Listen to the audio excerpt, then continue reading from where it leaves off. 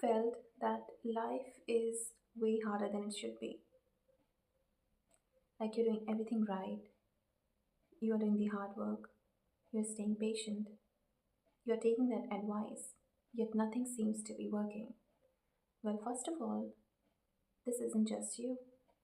And second of all, it's not even that life is hard, it's that life is way harder than you expected it to be. Here's the thing, most of us were not even prepared for how hard life actually is.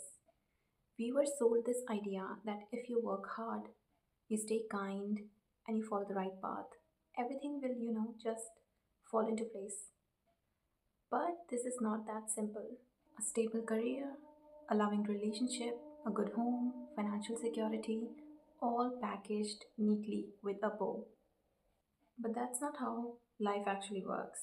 We operate with wildly unrealistic expectations of what love, happiness, and relationship actually demand. It's like starting a 500-piece puzzle thinking it would be a fun afternoon activity, only to find out that half of the pieces are missing and the picture on the box is wrong. Now, you're not struggling because you're bad at puzzles. You are struggling because you had no idea how complicated it could get. It's also like opening a DIY furniture kit only to find out that instructions are in Chinese language and screws that don't fit. So you're not struggling because you're bad at building. It's just that you are in this process of struggle because you expected it to be a simple setup. We celebrate the success stories, but we rarely talk about the years of struggle and failures that came before them. Because we don't see the struggle, we think that there wasn't any. So when we hit obstacles, we think maybe we are not cut out for this. You know what I think would have helped?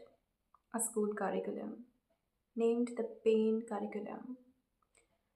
No, seriously, just imagine if instead of teaching us just algebra, we were taught how to handle life's inevitable chaos. Just imagine having thrice married couples talking about how messy love really is, and cancer survivors teaching about how precious time is, and entrepreneurs talking about how absurd sacrifices they made to reach this point. Now, none of it would have made life any easier, but it definitely would have made it less shocking. Because major component of the pain of failure is not just a failure itself. It's the feeling that you were not warned about how hard it would be. I know you know some people who just seem unbothered by life. Now they're not stronger than you, it's just that they have their expectations adjusted. They expect things to go wrong. They are not shocked when their relationship hits a rough patch. They are not devastated when their business takes a hit. It's not that they don't feel the pain, it's just that they have stopped taking it personally. They know that failure is not the punishment, it's very much part of the process. Now, this ties back to a psychological concept called negativity bias, the brain's tendency to focus more on the negative experiences rather than positive ones. But the wise have trained themselves to expect and accept negative outcomes not as punishments but as normal. They have adjusted their baseline expectations. That's why they're harder to break. And here's where things get tricky. Even when things do go right, you still feel empty. Why? This is because of something called hedonic adaptation, the tendency of the brain to return to a baseline level of happiness even when things are improving in your life. You finally buy the dream car, but after 2 months, it's just a car. You get the promotion, but a week later, you're stressing over the deadlines again. You finally get into a relationship, but after the honeymoon phase ends, you start seeing the flaws. Your brain is designed to adapt to good things. That's why the high never lasts. That's why the goal is never to chase happiness. It's to build a life where you can handle both the highs and the lows without losing your footing. Now, having gratitude can be helpful, but not the fake kind. Here's what the wise do differently. They focus on what hasn't gone wrong yet. Now, this is not some toxic positivity, but this is a realistic way. Now, let's say your relationship is struggling, but at least you have somebody who is trying. Your business lost money, but At least you had the money to lose in the first place. You're not happy, but at least you're still breathing. It's not about pretending everything's fine. It's not about having low standards. It's just being smart.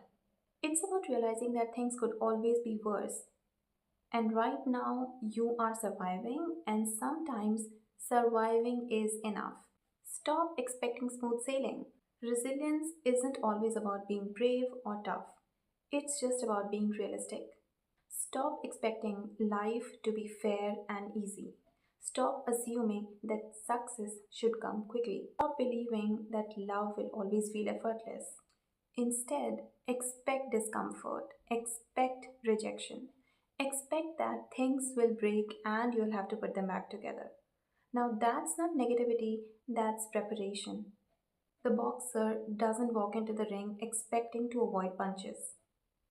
They expect to get hit and they train to handle it and hit back. That's how you stay standing. Difficulty isn't wrong, difficulty is normal. Now, most of us assume that when life gets hard, we have done something wrong. But that's not true. Life is not hard because you're failing. Life is hard because life is supposed to be hard. Life is just doing the life things. So stop waiting for life to get easier and stop assuming that others have it easier. Instead, adjust your expectations.